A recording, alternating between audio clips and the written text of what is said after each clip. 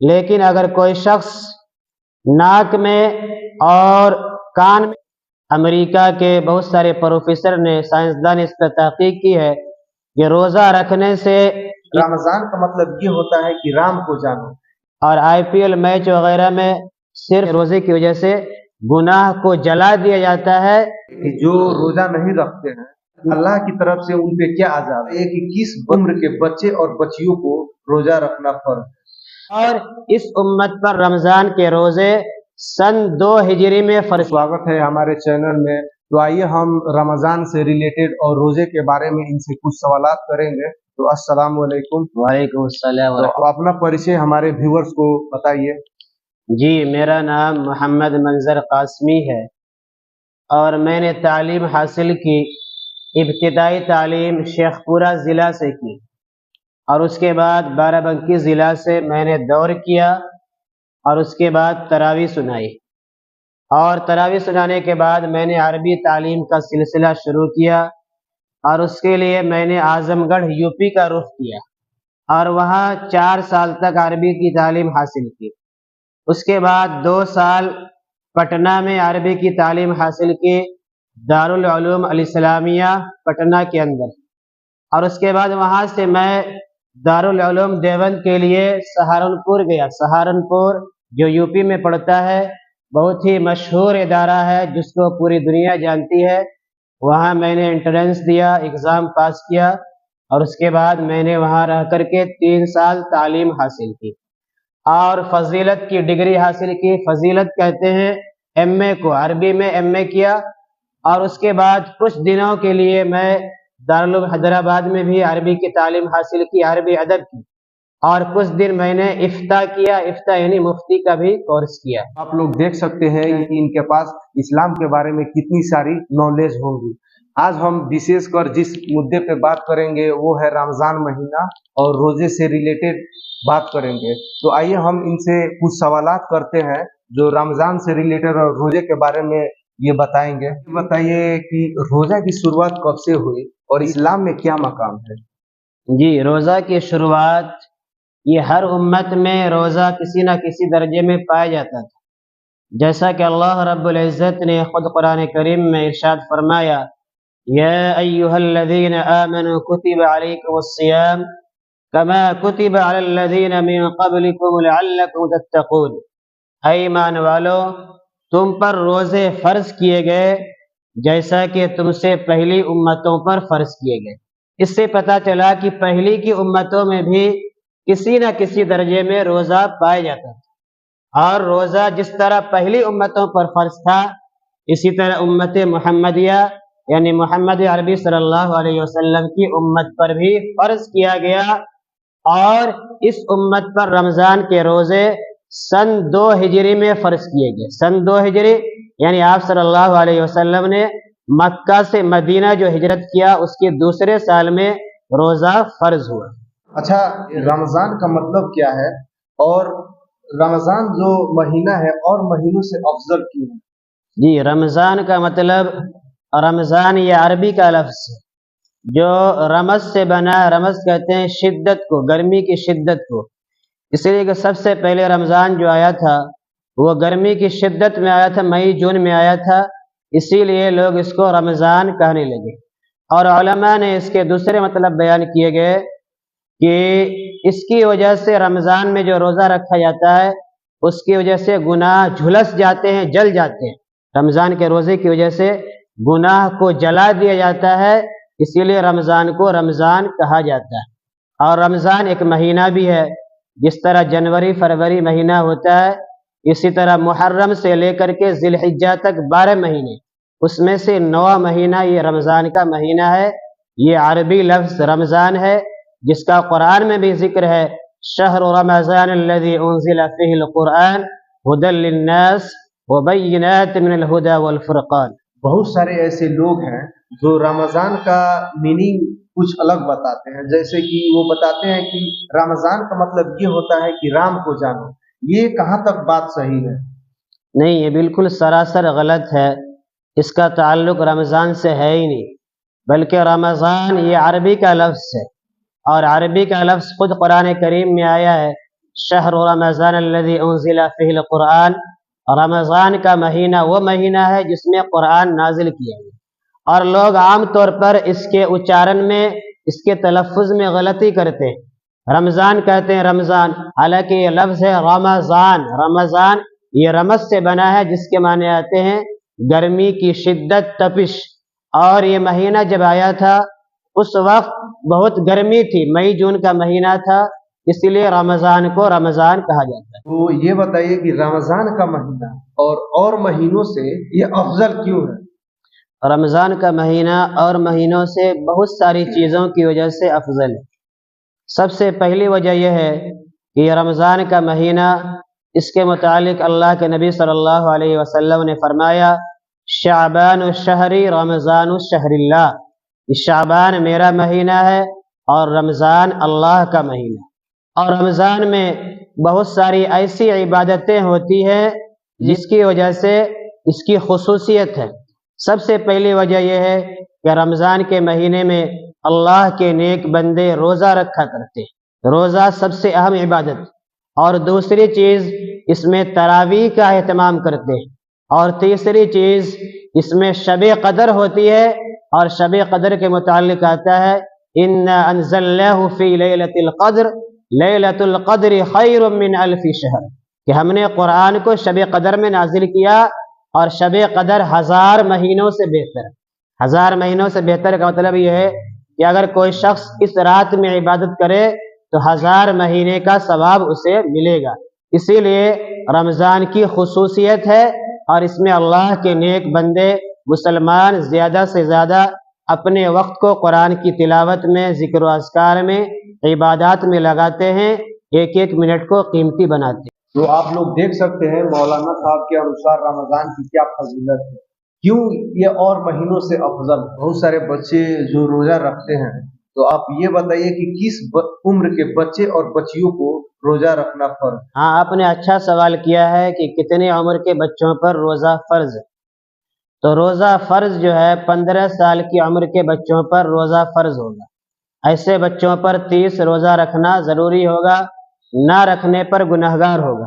اور رہی بات بچوں کو عادت ڈالنے کی، تو 10 سال کے بچوں کو جو ہے روزہ رکھنے کا حکم دیں گے، ان سے جتنا ہو سکے 10-20 روزہ جو ہے رکھے، تاکہ آگے چل کر جو ہے ان کی عادت بنے، روزہ رکھنے کی عادت بنے، چاہے لڑکا ہو یا لڑکی ہو، اس کو جو ہے 10 سال کی عمر میں جس طرح نماز کا حکم دیا جاتا ہے، یہ حدیث کے اندر آتا ہے کہ 7 سال کی عمر کے بچوں کو نماز پڑھنے کا حکم دیا جائے، اور 10 سال کے بچے اگر نماز نہ پڑھے تو اس کی تنبیہ کی جائے، یعنی تھوڑی بہت پٹائی بھی کی جائے۔ تو اسی سے یہ مسئلہ متفرع ہوتا نکلتا ہے کہ روزہ بھی جو ہے 10 سال کے بچوں کو رکھوایا جا سکتا ہے، لیکن ایک بات کا خیال رکھنا ہے کہ اس میں نمائش نہ ہو۔ بہت سارے لوگ کرتے ہیں کہ چھوٹے چھوٹے بچوں کو مجبور کرتے ہیں روزہ رکھنے پر، تاکہ اخبار وغیرہ میں ڈالیں، ٹی وی پر آ جائے، نمائش ہو، لوگ دیکھیں، تو یہ سراسر غلط۔ تو آپ لوگ دیکھ سکتے ہیں کہ کتنے اچھا سے انہوں نے سمجھایا کہ کس ورष کے بچوں اور بچیوں کو روزہ رکھنا چاہیے۔ کم عمر کے جتنے بھی بچے ہیں ان سے زبردستی روزہ نہ رکھوائیں۔ چاہیے کہ روزہ کا دنیاوی اور دینی فائدہ کیا ہے؟ جی، روزہ کا دینی فائدہ یہ ہے کہ اصل مقصد تو اللہ کو راضی کرنا ہے، یعنی روزہ سے انسان کے خواہشات ٹوٹ جاتے ہیں اور گناہ کا مادہ کم ہو جاتا ہے۔ روزہ کا اصل مقصد اللہ رب العزت نے خود بیان فرمایا لعلکم تتقون، تاکہ تم پرہیزگار بن جاؤ، متقی بن جاؤ۔ اور روزہ کے اندر آپ نے دیکھا ہوگا کہ بہت سارے گناہ سے لوگ بچ جاتے ہیں، اور اس میں تقوی و طہارت پیدا ہو جاتا ہے لوگوں کے اندر۔ اور اللہ رب العزت نے بہت سارے عمل کا بدلہ جو ہے 10 سے لے کر 700 گنا تک اجر دیا جاتا ہے، ثواب دیا جاتا ہے۔ لیکن روزہ کے متعلق اللہ رب العزت نے فرمایا الصوم لی وانا اجزی بہ، کہ روزہ میرے لیے ہے اور میں ہی اس کا بدلہ دوں گا۔ اور روزہ دار کے لیے جنت کے اندر ایک دروازہ بنایا گیا ہے جس کا نام باب الریان ہے، اس کے اندر سے صرف روزے دار لوگ داخل ہوں گے۔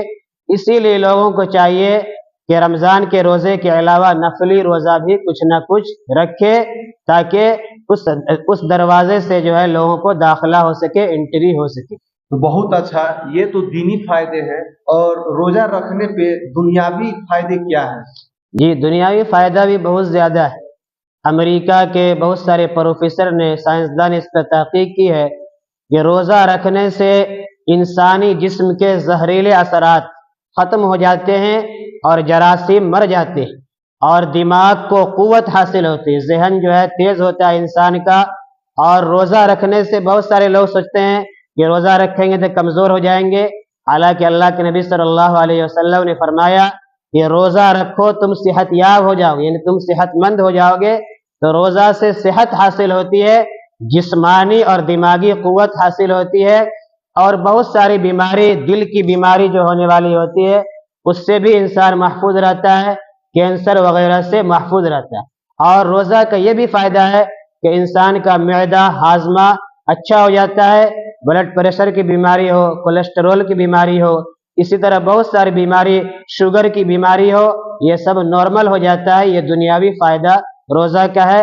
انسان کو جو ہے اس سے گھبرانا نہیں چاہیے کہ ہم کمزور ہو جائیں گے، بلکہ روزہ رکھنے سے انسان کی بہت ساری بیماری ختم ہو جاتی ہے۔ اچھا، یہ بتائیے کہ جو روزہ نہیں رکھتے ہیں اللہ کی طرف سے ان پہ کیا عذاب ہے؟ روزہ نہ رکھنے والے، اگر کوئی شخص بغیر عذر کے روزہ چھوڑ دے، یعنی اگر کوئی عذر ہے، بیمار ہے یا بہت زیادہ ضعیف ہے، کمزور ہے، بوڑھا ہے یا سفر میں ہے، تو اس کے لیے تو عذر ہے۔ لیکن اگر کوئی شخص روزہ نہ رکھے بغیر عذر کے، تو بعد میں پوری زندگی روزہ رکھے گا تب بھی رمضان کے روزے کے برابر نہیں ہوگا، اور وہ شخص سخت گنہگار ہوگا اور اللہ کی پکڑ اس کے ساتھ ہوگی۔ رمضان میں تراویح کا کیا مقام ہے اور کیوں پڑھنی چاہیے؟ تراویح کا مقام یہ رمضان کے اندر بہت ہی زیادہ ہے، اور احادیث میں اس کی فضیلت آئی ہے۔ اللہ کے نبی صلی اللہ علیہ وسلم نے، ایک بخاری شریف کی حدیث ہے جس میں اللہ کے نبی صلی اللہ علیہ وسلم نے فرمایا: من صام رمضان ایمانا واحتسابا غفر له ما تقدم من ذنبه۔ آگے فرمایا: من قام رمضان ایمانا واحتسابا غفر له ما تقدم من ذنبه، کہ جو شخص رمضان میں قیام کرے، یعنی نفل عبادت کرے، تراویح کا اہتمام کرے، تو اللہ تبارک و تعالی اس کے پچھلے گناہ معاف کر دیتے۔ اچھا، بہت سارے ایسے نوجوان ہیں جو رمضان کے تراویح چھوڑ کر اور نماز چھوڑ کر IPL میں مصروف ہو جاتے ہیں، تو ان لوگوں کو آپ کیا ہدایت دینا چاہتے ہیں؟ جی، یہ بالکل سراسر غلط ہے کہ رمضان کا بابرکت مہینہ چل رہا ہے، ایک ایک قیمت، ایک ایک منٹ، ایک ایک سیکنڈ جو ہے رمضان کا یہ قیمتی ہے، اور IPL میچ وغیرہ میں صرف وقت کو ضائع کرنا، اس سے کچھ حاصل ہونے والا نہیں۔ حالانکہ ان لوگوں کو کروڑوں روپے ملتے ہیں، ایک ایک کھلاڑی کو جو ہے کروڑوں روپے ملتے ہیں اس کا، لیکن دیکھنے والے کو کچھ فائدہ ہونے والا نہیں ہے، اس سے صرف وقت برباد ہوتا ہے۔ اس لیے تراویح کی نماز سال بھر میں ایک مرتبہ آتی ہے، اور اس کی فضیلت اللہ کے نبی صلی اللہ علیہ وسلم نے بتایا کہ جو شخص رمضان میں قیام کرے، یعنی تراویح کی نماز پڑھے، اس کے پچھلے گناہ معاف کر دیے جاتے۔ اسی لیے نوجوانوں کو چاہیے کہ IPL وغیرہ لغو کام ہے، اس سے بچیں اور اس سے احتراز کریں اور رمضان کی قدر کریں، ورنہ تو آپ صلی اللہ علیہ وسلم نے ایسے شخص کے لیے بد دعا فرمائی ہے جو رمضان کا مہینہ پائے اور پھر بھی اس کی مغفرت نہ ہو۔ اسی لیے اللہ کے نبی صلی اللہ علیہ وسلم کی بد دعا سے ہمیں بچنے کی ضرورت ہے، اور IPL وغیرہ سے دور رہنے کی ضرورت ہے۔ اس سے کچھ نہ دنیاوی فائدہ ہے یا نہ دینی فائدہ ہے، اس سے کچھ حاصل ہونے والا نہیں۔ بہت سارے مزدور ہیں جو روزہ رہ کر وہ کام کرتے ہیں، تو ان لوگوں کے ساتھ کس طرح ویوہار کرنا چاہیے؟ جی، اس کے بارے میں بھی اللہ کے نبی صلی اللہ علیہ وسلم نے ایک لمبی حدیث کے اندر شعبان کے اندر لوگوں کو مخاطب کر کے فرمایا۔ اس میں سے ایک ٹکڑا یہ بھی ہے کہ جو شخص اپنے غلام اور خادم مزدور کے ہلکا کر دے، بوجھ کو ہلکا کر دے، یعنی اس کے کام میں تخفیف کر دے، تو اللہ تبارک و تعالیٰ اس کی بخشش فرما دیتے ہیں، اس کے گناہوں کو بخش دیتے ہیں۔ اسی لیے ہم گزارش کریں گے عوام سے، لوگوں سے یہ اپیل کریں گے کہ رمضان کے مہینے میں مزدوروں سے تھوڑا کم کام لے. مثال کے طور پر اگر 8 گھنٹہ ڈیوٹی کرتے ہیں تو ان سے 6 گھنٹہ ہی لے. اس میں جو ہے آپ کو اجر ملے گا اور اللہ تبارک و تعالیٰ آپ کو ثواب عطا فرمائے گا اور اللہ کے یہاں اس کا بدلہ ملے گا. اسی لیے ہم گزارش کرتے ہیں کہ مزدوروں کے ساتھ اچھا برتاؤ کیا جائے اور ان کا خیال رکھا جائے. تو یہ بتائیے کہ کن چیزوں سے روزہ ٹوٹ جاتا ہے اور کن چیزوں سے روزہ نہیں ٹوٹتا؟ جی، روزہ یہ عربی کا لفظ الصوم کہا جاتا ہے. عربی میں روزہ کو روزہ کے معنی آتے ہیں رکنے کے، یعنی کھانے پینے اور جماع کرنے سے، یعنی بیوی کے ساتھ صحبت کرنے سے بچنے کا نام روزہ. اگر کوئی شخص جان بوجھ کر کھا لیا یا پی لیا یا صحبت کر لیا تو ایسے شخص کا روزہ ٹوٹ جائے گا اور اس پر کفارہ اور قضا لازم ہوگی. اور رہی بات کن چیزوں سے روزہ ٹوٹ جاتا ہے اور کن سے نہیں ٹوٹتا، تو اس میں تو بہت ساری تفصیلات ہیں. لوگ معلوم کرتے ہیں تو ان کو بتایا جاتا ہے، لیکن عام طور پر بہت ساری ایسی چیزیں ہیں جو لوگوں کو غلط فہمی ہوتی ہے. اس میں سے ایک چیز یہ ہے کہ انجیکشن لگوانے سے روزہ نہیں ٹوٹتا. اسی طرح سے اگر کوئی شخص بلڈ نکلوائے اور کسی کو بلڈ دے رہا ہے تو اس سے بھی روزہ نہیں ٹوٹتا. اور ایسے گلوکوز چڑھوا رہا ہے کوئی شخص تو اس سے بھی روزہ نہیں ٹوٹتا ہے. تیل لگانے سے، خوشبو لگانے سے روزہ نہیں ٹوٹتا. اس میں روزہ میں کوئی فرق نہیں آتا. لیکن اگر کوئی شخص ناک میں اور کان میں دوا ڈالے تو اس سے جو ہے روزہ ٹوٹ جائے گا اور آنکھ میں دوا ڈالنے سے روزہ نہیں ٹوٹتا. ایسے بہت ساری چیزیں ایسی ہیں جن سے روزہ ٹوٹ جاتا ہے اور روزہ نہیں ٹوٹتا.